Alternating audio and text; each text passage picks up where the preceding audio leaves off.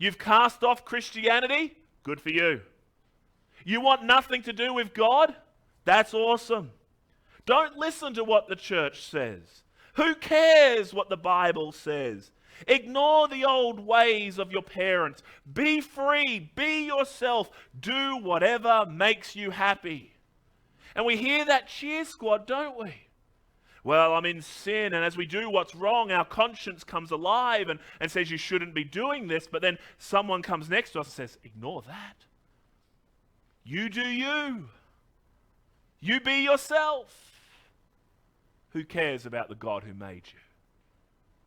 And they cheer us on in our far country. And we squander the blessings that we have. Not so long ago, some people I know in the US shared a story about their daughter, who very much was a prodigal. She grew up in a Christian home, learned about Jesus, they taught her the Bible, she knew all about the gospel. But she said, I don't want God. So she went spiritually to a far country, and she went and lived the life that she thought would give her pleasures. And while she was doing that, she got a group of friends around her that said, yeah, you keep doing what you want to do. And she got involved with drugs. She got involved with alcohol. She got involved in a myriad of sins. But eventually that all came crashing down as one day she had a drug overdose. And she was taken to hospital. And she was put on life support. For many days, that young lady hung between life and death. And eventually, life support was withdrawn. And she died. And I read what the parents were writing as they were sharing updates about their daughter and asking for prayer. And one update that particularly struck me was that the father said all her friends that encouraged her, not one of them came to the hospital to see her. They cheered her on in her sin, but then quickly dropped her.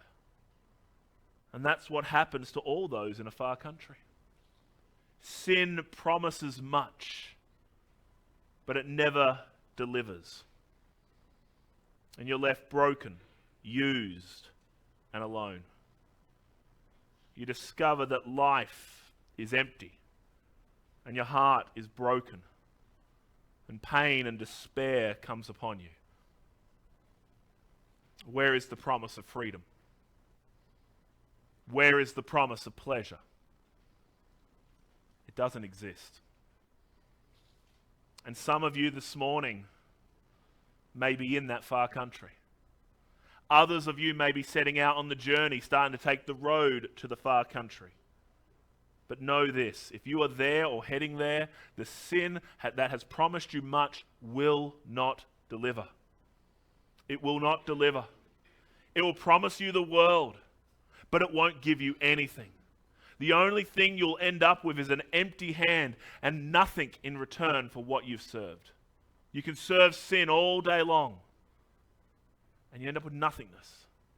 It doesn't deliver.